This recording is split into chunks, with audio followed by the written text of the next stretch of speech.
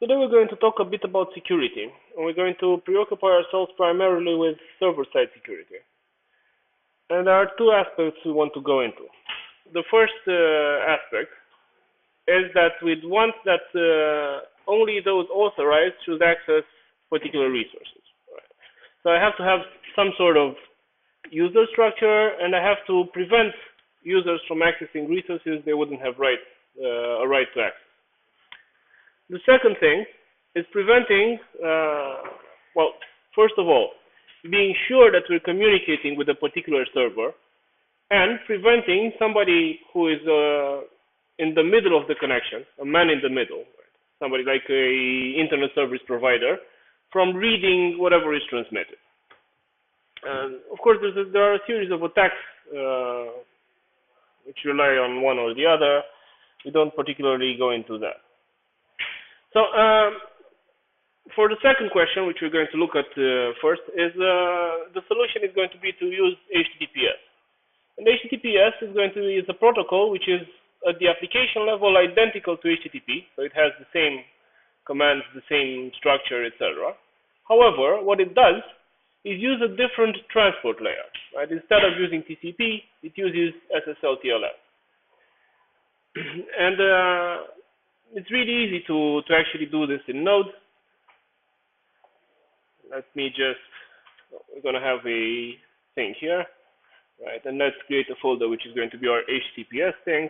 We're going to copy paste our dependencies and all that, so we don't have to install them. Okay, one sec. Let me just open this new thing.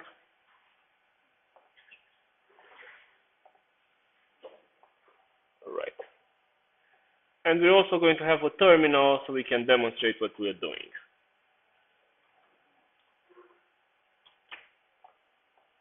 All right.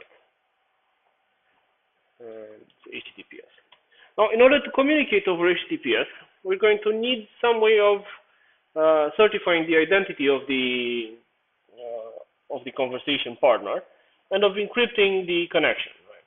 And the way we're going to do this is with certificates. Now, we're going to use a certificate which is self-signed. However, talking about certificates in a larger scope, the idea is that, let's take a trivial example. If one of you comes to me and they say, I'm named such and such, right? How do I know that that is true? How would I know if a person is actually identified by what they're pretending to be identified? They're going to have an identity card, right? And how do I know the identity card has value, right? Instead of something written on a napkin?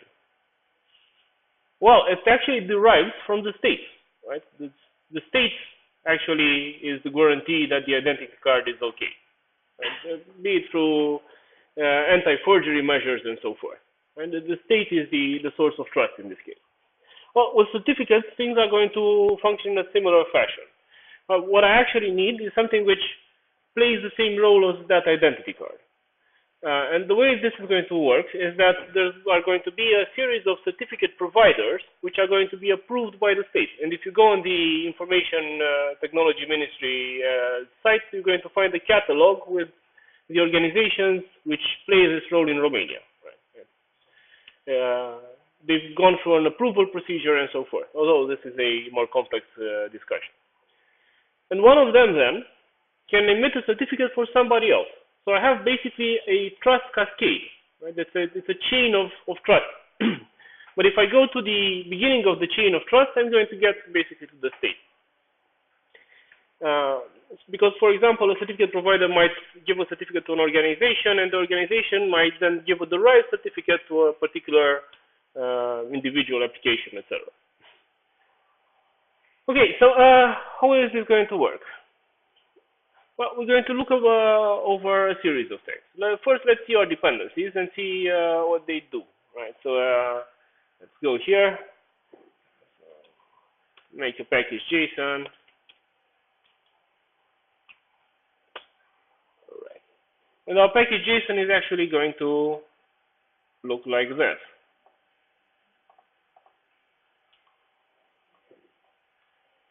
So I see I only have two things. The first thing is Express, of course, because we're making an API which communicates over HTTPS. And the second thing is .env. Now, .env is not strictly necessary, but what's going to happen is this. I might have, when I'm cooperating with multiple programmers, I might have some information which is personal. Right? And this information, I don't actually want to, say, commit to GitHub. Right? Because it would, for example, my API keys from Google shouldn't be available to everyone. Now, what I can do is actually get them from the process environment. What that means is, if you remember when you've studied operating systems and you've worked with Linux, whenever I run something, I run it in an environment. And that environment contains basically a list of key value pairs. And if you think it contains, for example, a path. This is also true on Windows. I have a series of environment variables which have values. Now, if I'd want to do this in Linux, I'd actually say name of variable equals to value, and then I'd say export that particular variable. But I don't actually want to do that, right? I don't want to do that for every deployment. So what I'd want to do is simulate that. So I have a neat little package in Node which is called .env. It's called .env because I'm going to have something which is an env file.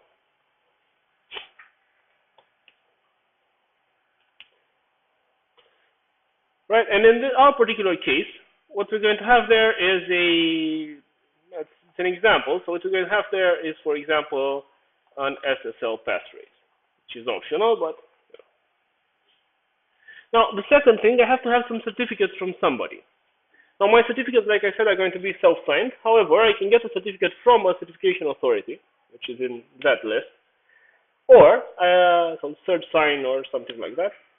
Or I can actually get a free certificate from the EFF, the Electronic Frontier Foundation. My certs, let me just copy my certs. One sec. I have to open something else.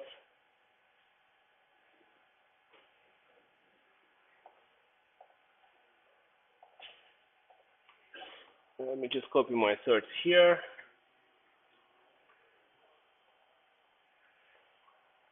So the certs are going to be a couple of files which have been generated.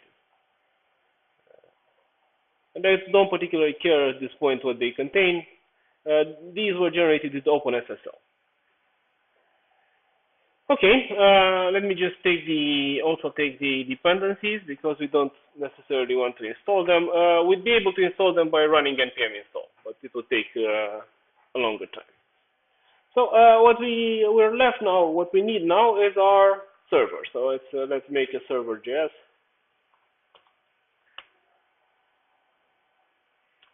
And let's see what the content of the server might be. Well, the content of the server is going to be surprisingly light. Right? It's going to be this thing. So let's see what the differences are. First of all, I see that I can actually this was a .env, which was .env with a specific file, but I can actually do this, and this is going to use .env without any specific file. So the default is going to be a file called .env. That's why it's called .env. Right. One sec. Let me just check something.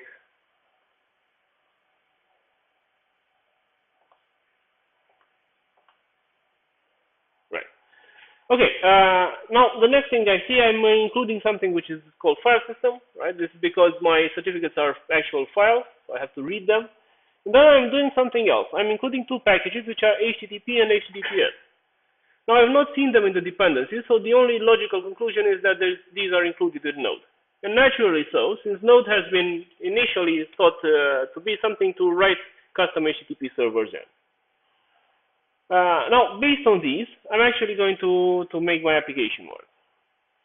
I've read the two things. I've stored them in a credentials object.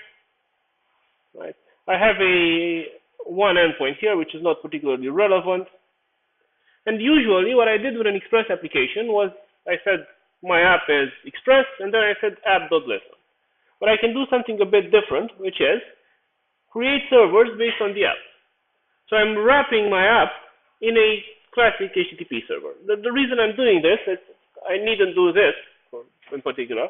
But I need to do this in order to have access to the HTTPS functionality. And the default port for HTTPS is actually 443. However, for me it's occupied, so I use the custom port. Right, so I'm going to have two little servers running in parallel. So let's see what the consequence of this is going to be. Let's just run it. I think I haven't saved it though, so let's save it. Now let's run it. Right, so it's running. And now, if I go to localhost, let me just show you a browser, right? I go to localhost. And I don't actually have this, I have just ping. So this works. Right, this is all that it did. This isn't the important part because we've already seen this. So HTTPS 8443 ping. And this is going to work. Now, obviously, the transfer was on HTTPS. Obviously, we're going to get a little warning here because our certificate is self-signed. It's like flying by raising yourself from the earth by your own pants. Right? You're guaranteeing your own identity. But had we used an actual certificate, which was part of a certificate chain, we'd have gotten a little green icon here, which said this is such and such. All right? Is it clear? Do you have any questions? Okay, so this is our first concern, which is we have to be able to establish who we're communicating with, and we have to be able to prevent somebody who is watching the connection from reading what's being passed through the connection. And like I said, there are a series of attacks, for example, and these attacks, if I don't have a way of certifying the identity, these attacks are attacks which are reasonably subtle, right? If you think about something like spam email, right, phishing emails. Right? Phishing emails rely to a large extent on the stupidity of the victim. That person has to do something which is not cautious enough. However, there's another series of attacks where I go to the website of the bank, and the website of the bank actually looks like the website of the bank, but it's just not the bank. It's a clone of the bank, right? You can actually do this. This is was doable by DNS poisoning. So I can actually convince the computer of the victim that they got the website of the bank. Right? They didn't do anything. I didn't give them a link. They just opened their browser, they went to the usual website, and they got actually something else. Right? But if the bank had a certificate, right, they'd get that little warning, assuming they're savvy enough to actually use it, of course. Okay, so for us, this is not secure and so forth. But we can obtain a certificate, and then it's going to be all right. Now, our second concern related to only allowing people to basically restricting access to parts of our application. And we're first going to do a really simple example, and then we're going to evolve it. And the best way to understand it is to actually roll our own, right? To write our own example. So how would this look like? Let's just go here. All right. And we're going to create a custom thing. Right, and let's just take the package.json and the dependencies.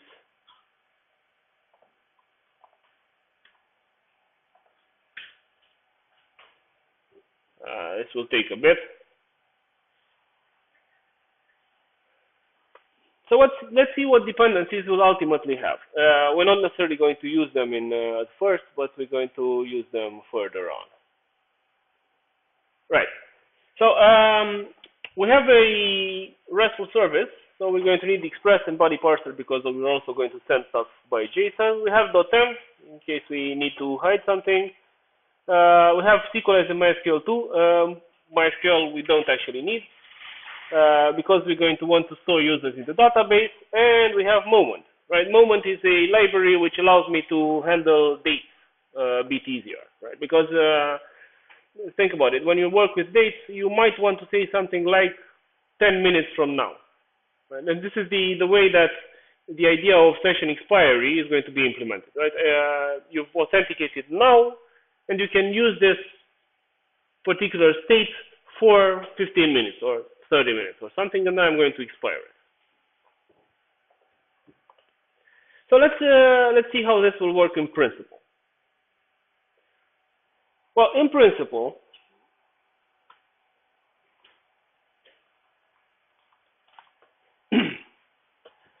like I said, this is going to be an Express application. Let's see. So we're going to need Express, body parser, and let's say we have something we want to limit access to. Right? The best way of going about this is by using Express routers, because I might have a part of my application which is public without any restriction, and a part of my application which is not. Express routers are basically a way of grouping up similar endpoints, right? Because the endpoint which is going to be restricted will have more characteristics than the one which is not restricted. So we're going to have an app first.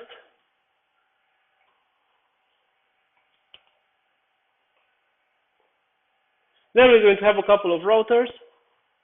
So we're going to have a API router, which is going to be express.router. One sec.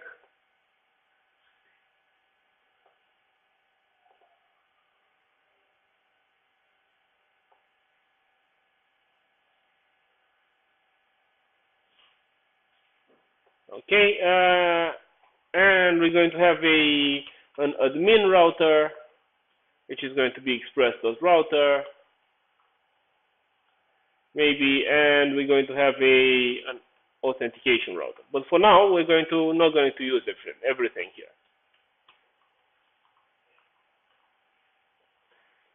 Okay, and the way this works is that my routers are going to work similarly to middleware. So first, let's include our body parser. And secondly, let's use our API router on a particular path. So it's going to be on API router.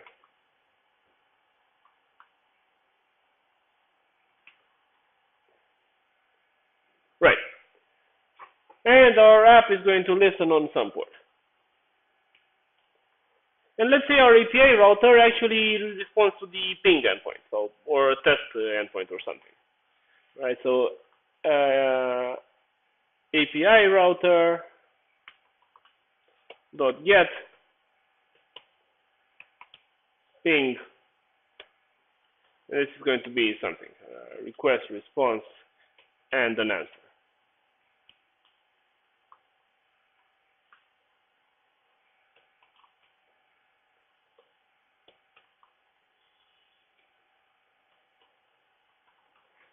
Okay, so how do we restrict access to this?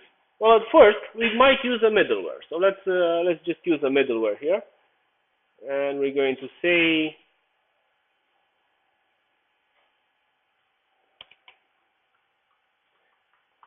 API router.use some middleware. Right, so it's going to be something of request, response, and next. Now, obviously, right now, if I run this and I go to ping, I'm going to get pong. Right. Next. Now, but let's check some condition, right? If we say something like if request dot headers dot auth, if not request dot headers dot auth. So if we don't have this, we're not going to let the user get to their endpoint. So we're going to say just response status 403, I think it is 401. Send JSON, sorry, message, you shall not pass.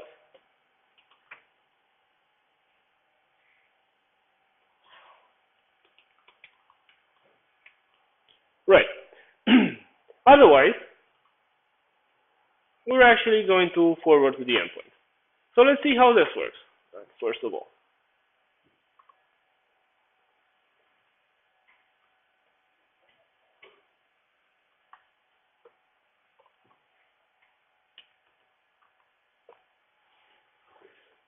Well, if we go to our ping initially, so localhost 8080 ping,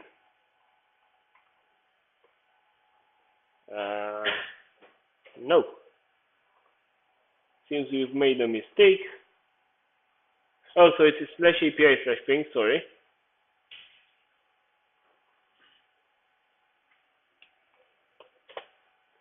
We shall not pass, right? Because that condition was checked, and then it decided I don't have what it takes to get through.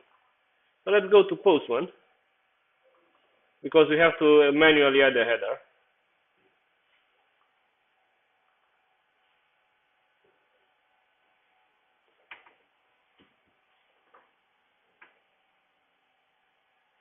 All right.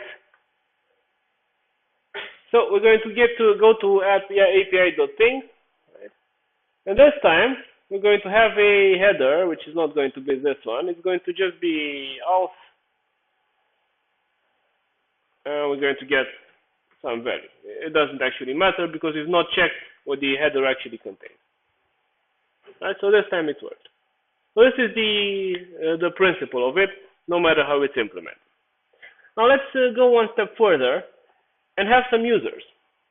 So let's copy paste some stuff here.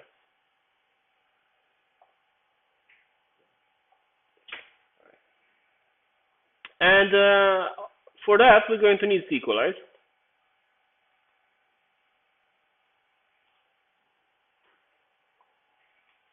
I already have a database which is called Node Security. Right. And I have a generic password here. And we're going to, just as we did before, have some the structure of a user. This is user, actually, and so forth. Right, so it has the username and the password. Okay, so we need a couple more endpoints so we deal with this in an easier fashion, which is the admin router should support something to allow us to create our tables, and should support something to allow us to add the user. So let's just let me just get these. We're just going to modify them slightly. Right. So this is a generic SQLite sync. It should be all right. Right, and this is something which actually saves the user. Okay, the admin router, we should actually use it somewhere. So it's going to be app use admin router. All right, so we needn't check this for now. We're going to use it after we have something else. So what's going to happen in the auth router? Well, what's going to happen in the auth router, which we don't have for now, but let's just add it here, is that I'm going to have an endpoint which is going to be visible to everyone, which is going to be a login endpoint. And the logic which will be behind this is going to be the following. I'm going to send to this endpoint a username and a password, and I'm going to get back a key of some sort, right? And the key is then going to be checked on each request to the restricted part. Right? And the key is going to be sent via a header. Now, ideally, that key would also support expiry. Right? So if a particular period of time passes, it's not going to work anymore. You have to re-authenticate. So let's create our login. Post. We're electing to send things via JSON.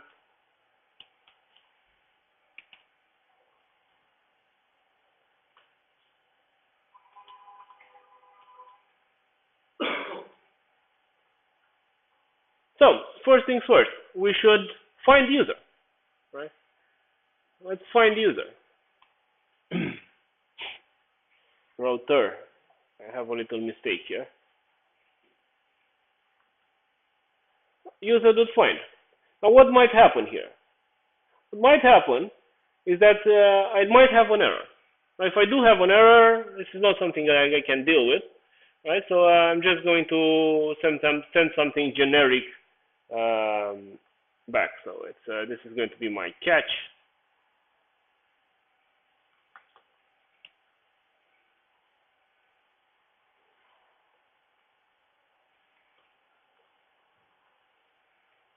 And this is actually going to be a 500 error actually.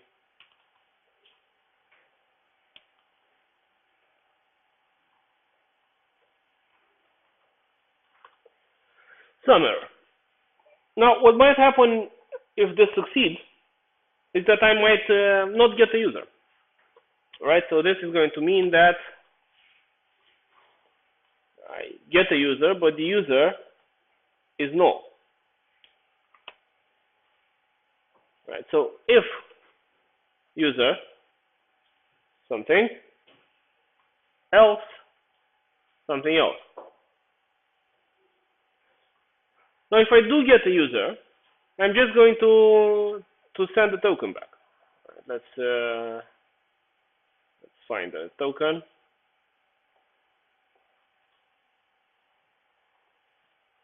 We're going to see some key. We're hard coding it for now. If I don't get a user,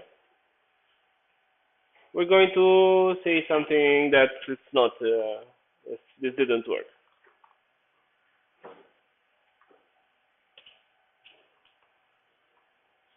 And this should be JSON too. JSON. So message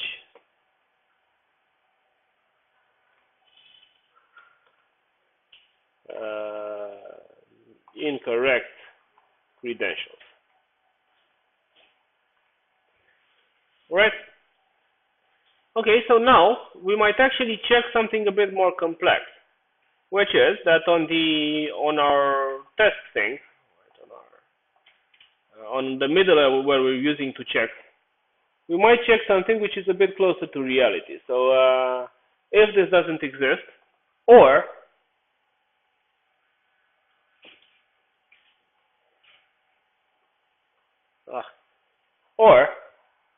this is not equal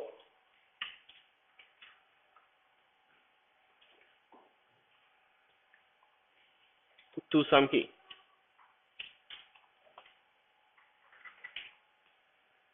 Right? We're going to say you shall not pass. Is the thing clear? All right. Let's just test it out.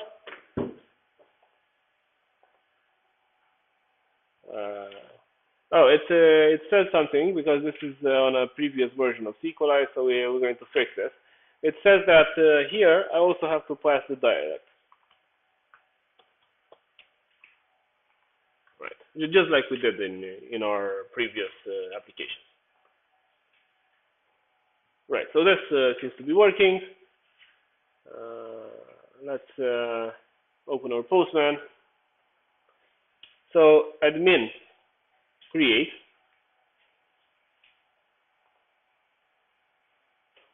This is all right. I think we have it saved here, so we have something with users. I think, yes. Right, so we're going to post the user. It's username and password. It just needs some users and some pass. This should have been fine. It is. And now let's look at login. Now login is going to go to alt login. This actually doesn't make sense. Right, we're going to send our username and password and error. All right. Let's just see what happened.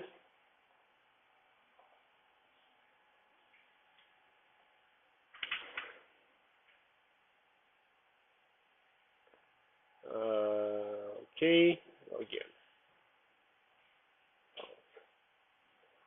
auth router. All right. So post localhost auth login. Oh, credentials is not defined. What? All right.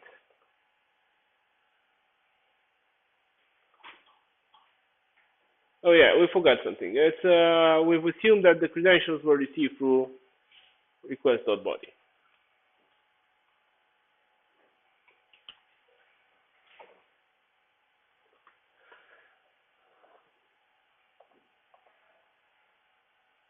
So now it should work.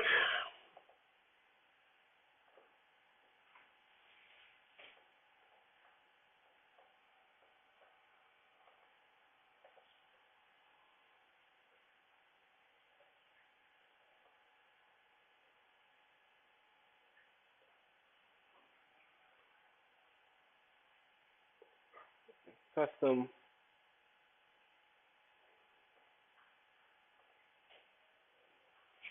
Where is it? Oh, I wrote credentials wrong. Sorry. It's not that. Right, and I have some key. And now if I go to my API thing, we shall not pass. However, if I add a header, right, and this is going to be auth some key,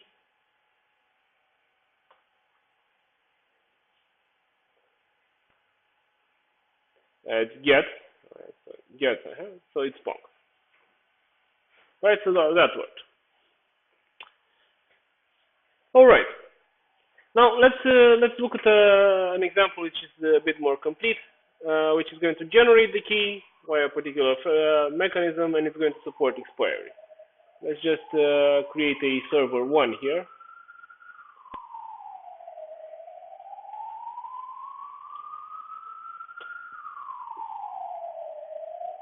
The principles are going to be similar.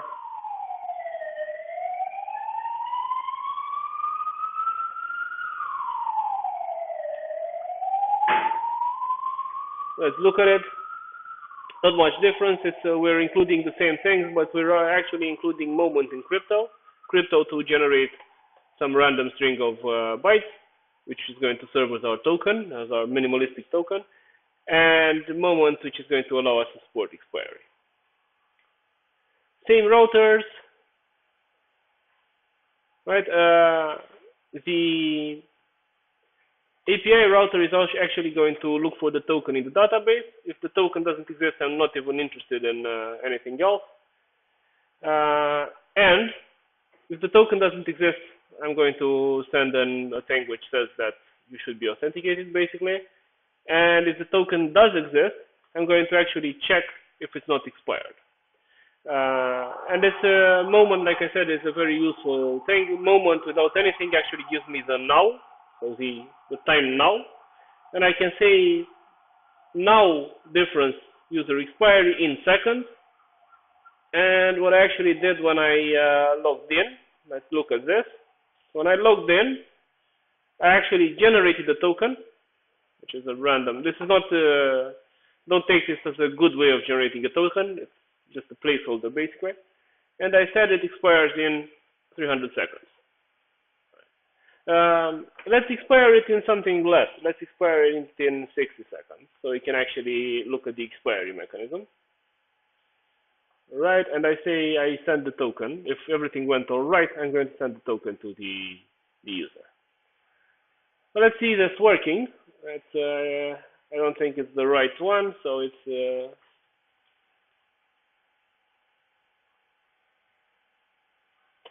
this one.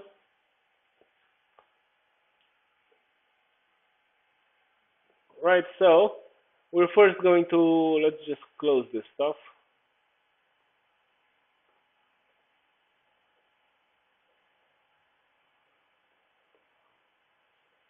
So let's, in case we did something, I think we did something different. So let's just go to and recreate our tables.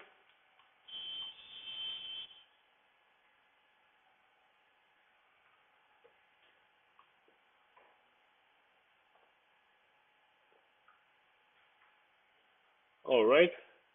This doesn't seem to be working. Oh, we've forgotten to update the password.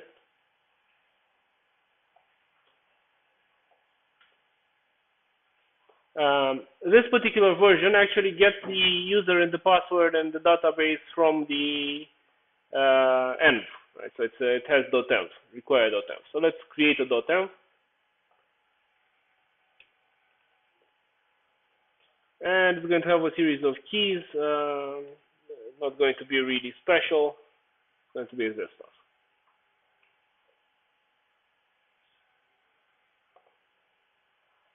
Okay, I don't think we ran it with Node. Oh, we did. All right. So now we should be able to create everything.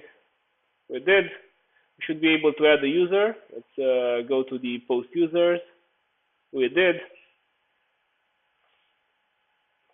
And we should be able to log in.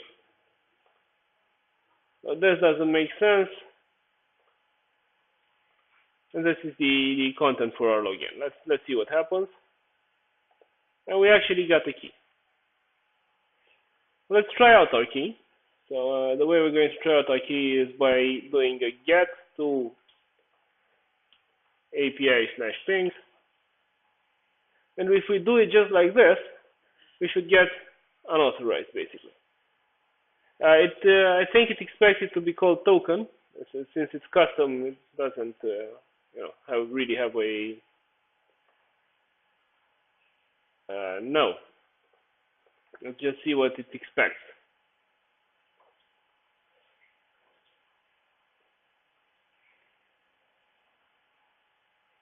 Oh, so it's a request headers auth. It's an auth thing. It's still auth.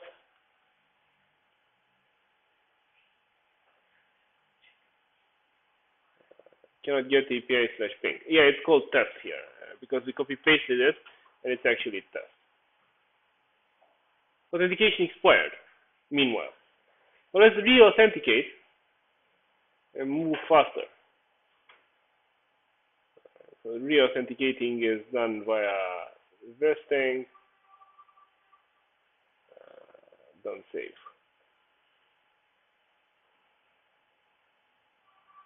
Right, so we've logged in, and to avoid this,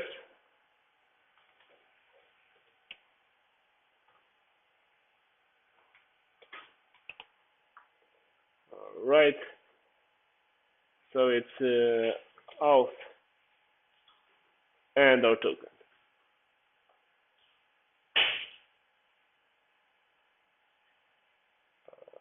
Test.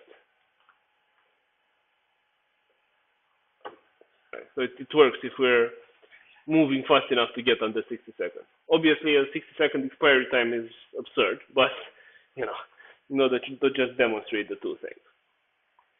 So this is how I'd roll my own access control, basically. Do you have any questions until now? Does it make sense? All right. Now I needn't do that, right? There are ways through which I can actually use mechanisms which are standard, and I can actually get an inkling about this. If I look here, right, I have authorization, no auth, basic, digest, etc. So these are of course written in the standards. We're going to look at basic authentication and see that on one hand, if I don't need much control, I can actually use a middleware which was written by somebody else.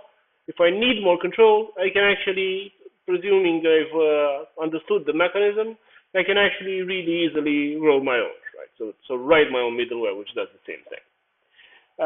We're not going to look at digest. Digest presumes that I'm going to give on MD5 instead of what I'm giving on basic authentication. What I'm actually sending on basic authentication are the user and the password, which are base64 encoded. Right? And we've run into base64 encoding in our first course, right? Because it's a way of representing binary stuff as text. So let's just create a new folder here. Let's call it basic.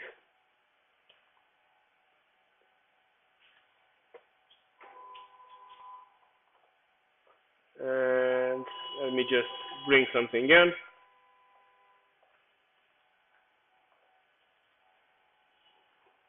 Let's see what we have. Right. So for package JSON, in this case, I've actually used the middleware which was developed by somebody else, which is this Express Basic Auth. Now, if I actually look in my server, you can see that it's trivial. However, so it's trivial to use it, right? So I'm just using basic auth of some userless. Now, this particular feature, let's assume that this middleware works just like we're seeing here. Now, if I have a couple of users, this is going to be extremely practical, right? It's low effort. However, if I have thousands of users and I have to keep in memory an object containing the list of all users, this is going to be extremely impractical. So I'm going to need to use my own, to write my own thing, or to find something which is more flexible. All right. So okay. So if I run this, let's just see what can we request here. We can just request test, right? And this thing is going to apply automatically. And we have admin and super secret. This is actually the example from the developer of this particular API. Now, if we just go to test right now,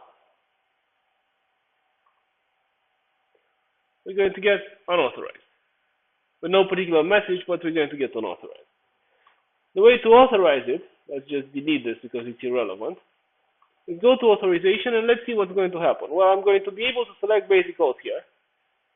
And I'm going to say admin and super secret. Right, super secret. Okay, so I can update the request. And if I look at the request, I have a new header. And the header is called authorization, and it contains something in it. This thing. So it contains basic, space, and then something which is base64 encoded. And but actually, base64 encoded is a username, a colon, and then the password. Right. So let's check if this works. Right. It works right now. It was relatively easy to restrict access based on some users.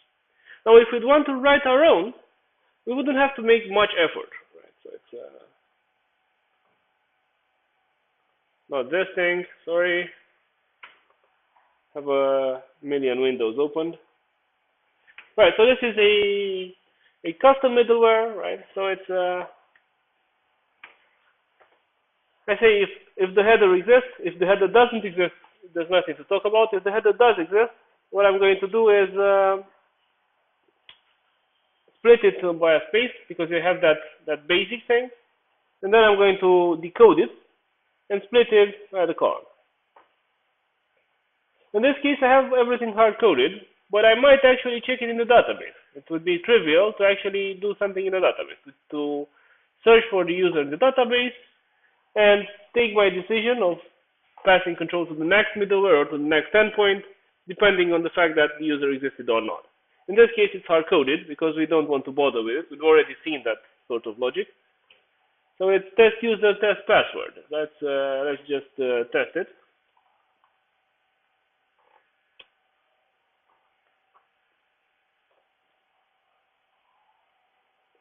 All right, so this is actually relevant. No, it is relevant. We're going to go to this, and we're going to say test user, test password. All right, update request, send. So it's got it. Now, what would happen if I didn't give it that? And the easiest way is to actually copy paste it in a browser. Unauthorized. All right. So this is the simplest way of going about it. But like I said, we're not going to look over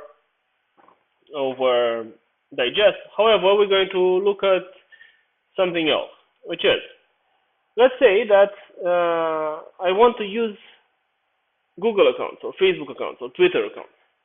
I know that my users actually have such an account. For example, if I make an application for students, I know already that you all have Gmail accounts.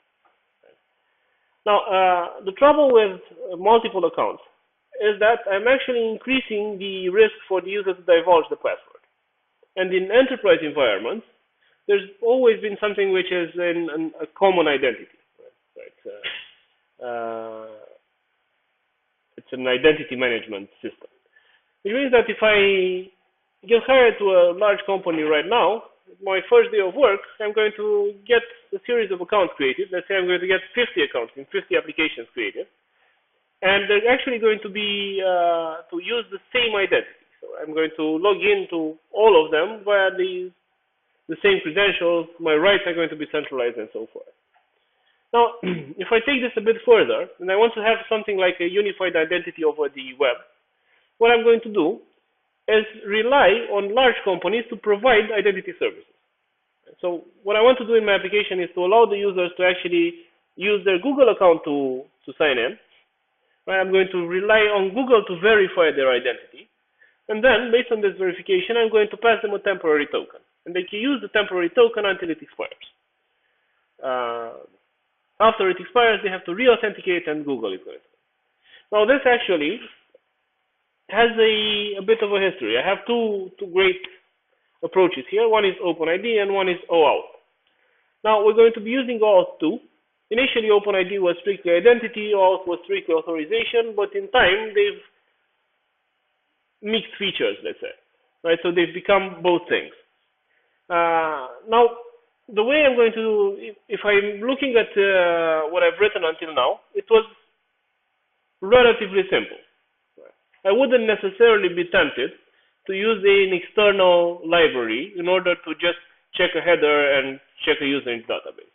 It's relatively simple for me to write and for me to maintain. However, when we're talking about connecting to an OAuth provider, it's going to be a bit more difficult to maintain. So I'm tempted to use a third-party API. And as luck would have it, there's a third-party API, which is well adopted, it's cross-language, and it's well maintained. And it's called Passport. And you're going to run into Passport in multiple languages, on multiple web frameworks, and so forth. We're going to use Passport.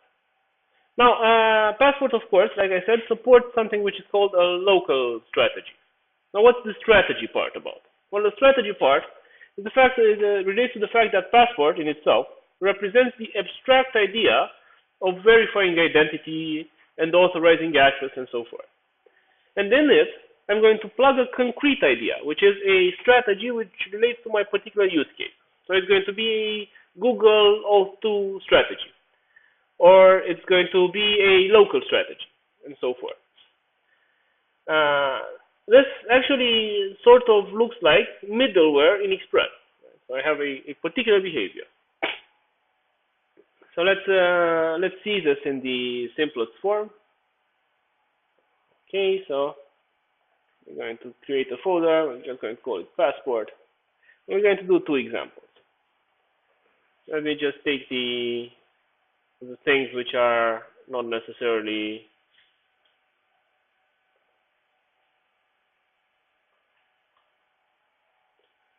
right. Let's paste them here and look at the sources and talk about them a bit.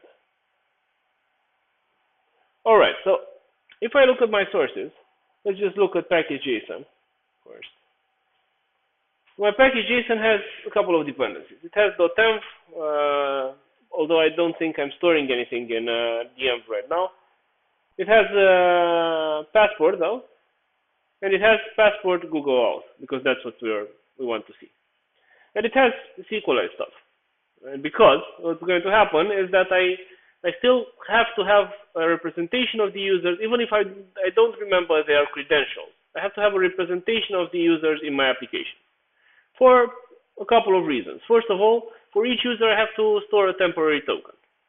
The second reason is that the user entity, let's say, might be involved in the structure of my application. So I can say a user has pictures or something, and then they have to exist.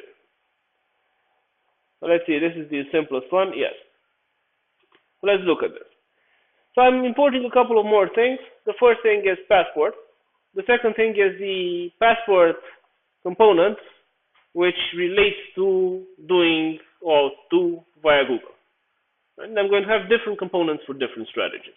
I can use multiple strategies. For example, I might want to support accounts which are Google or Facebook or whatnot. Now, the way I'm applying the strategy is via passport.use. Now, Passport is not necessarily the friendliest API, but this is compensated by its usefulness because it handles a relatively complex task and it handles it well.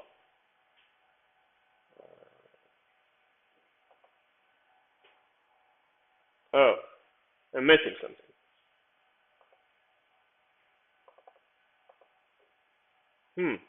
One sec. I've done something here. I've deleted my credentials at some point.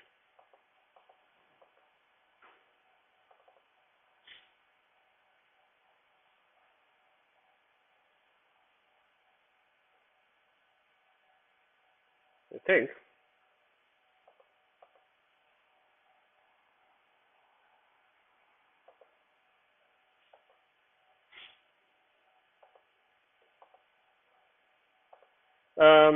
I'll fix it.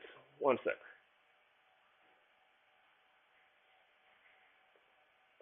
Oh no. Okay, so one sec. No, I haven't. I'm just being, I had the file hidden. Now the credentials, I'm not going to show you the credentials. However, we can deduce how they look like, right? Because they have a Google ID and the Google secret. As well as, I might have, in the next example, I might have the database connection property. So the database, the user, and the password. Now, I use the Google strategy and I have to configure it. And I have to configure it with the client ID and client secret. These I got from Google. Just like we did when we tested our Google Drive integration, right? I have to get something for a particular API. And I see I'm supplying a callback URL. So how does this work? Well, this works like this. The user is going to make a request to my RESTful service, and this is going to cause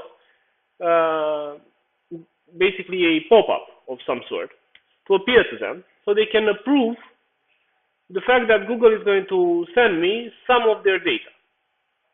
Now, this is going to be the same thing when I'm actually doing authentication, right? When I'm trying to verify who they say they are.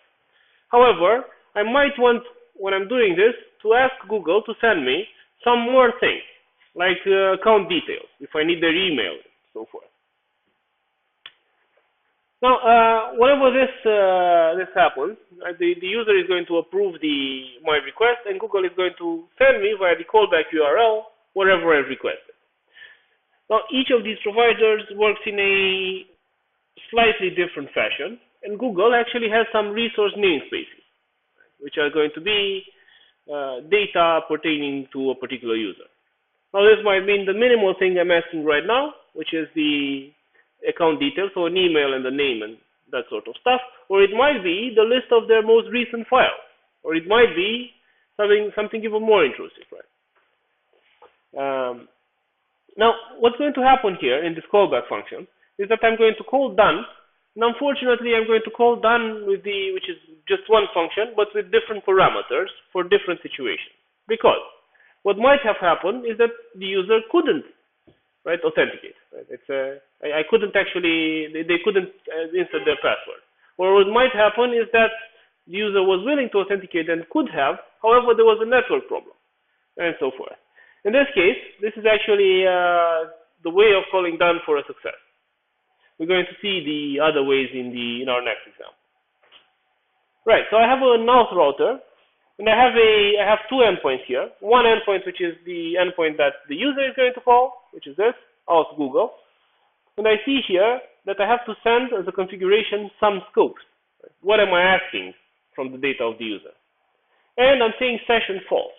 The reason I'm saying session false is that Passport was initially imagined for classical applications. And what I want to do is a RESTful service with authentication, not a classical web application, a multi-page application. However, I might use Passport to actually handle that part. Right? So if I had the classical web application, I could use Passport also. Then I have a series of conventions, right? You can just make a form which has fields which have particular names, and Passport is going to handle the rest. It's somewhat neat. Right, and on the callback, so it's Google callback, where Google is going to send me whatever they want to send me. I'm actually just going to show what I've received, nothing more. Right, so let's just test it out and see what's going to happen.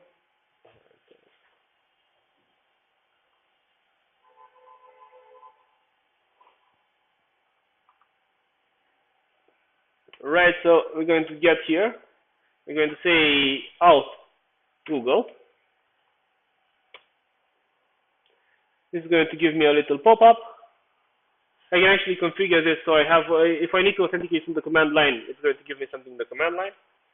But we're talking about an application, and I get my details, right? Which I might extract some valid information from, right? Like I have a profile ID and so forth. All right. So is it relatively clear how this works? Do you have any questions?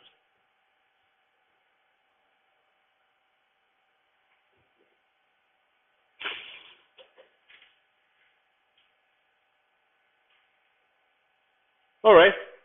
So let's see the full thing, and then we're going to stop and maybe you have some questions then. Well, the full thing is going to do a couple more things. It's going to use those SQLized parts and so forth. It's basically going to, the logic is going to be similar to the logic we've written with our custom middleware. However, in this case, we're going to get accounts from Google. Right, so my user now is going to differ a bit in structure. Let's just look at this. So I see I have a token and an expiry. What I had before, I have a profile ID because I want to remember what Google calls the user, and the name and an email.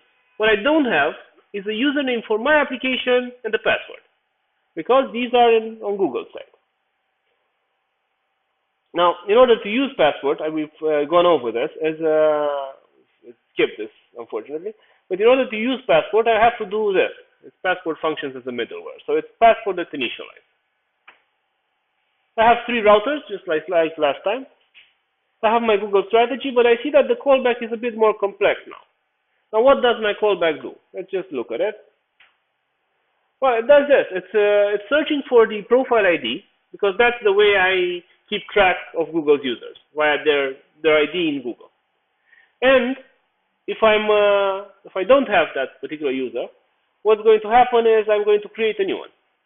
And when creating the new user, I'm also going to give it a temporary token and an expiry, just like I did last time. It's just that I don't get to keep the credential. Safer. Okay. Otherwise, I'm just going to give it a new token. And give them a new token. I'm not going to do anything else. I already have the user. I don't have to save anything. Right. If I manage to do this, whatever this was, I'm just going to give the success bit. Okay, so these are the same things. However, right now, I also have a middleware which is going to restrict access. And the logic of this middleware is going to be similar, right? It's just going to do the same thing. It's going to search for the user via the token. So after I've verified their identity by using Google for that, the rest of the interaction is done via the same rules. Right? Any request has to have a non-expired valid token, which exists in the database.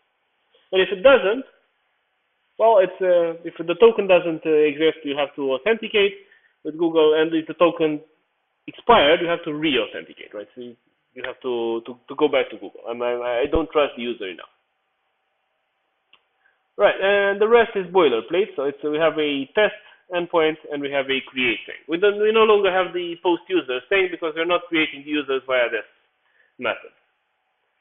So let's run it and test it out.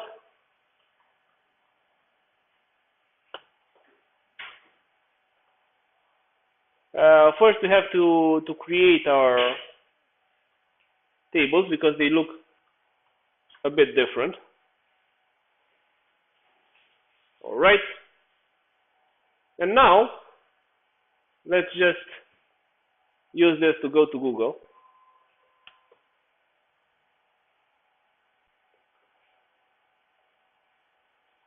Right, and I noticed something interesting, which is in my callback I have a parameter which is called code.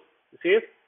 Well, that is what I might use to re-access or to access the information to it, the information from Google to which I've been granted access. In this case, the name, the email, and so forth.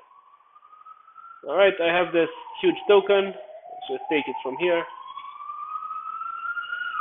Don't actually remember what I checked, so let's look how the header is called. Okay. So the header is called token this time. I don't know why I've not named them uniformly.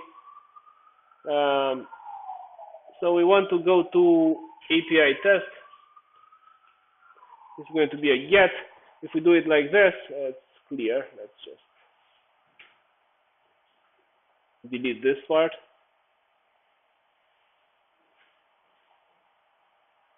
Okay, so if we get this, it's not going to work. However, what we might do is go to headers, get a token, and have this. All okay. So I've relied on Google to identify my users. All right, do you have any questions? Let me just stop the recording and we'll continue chatting about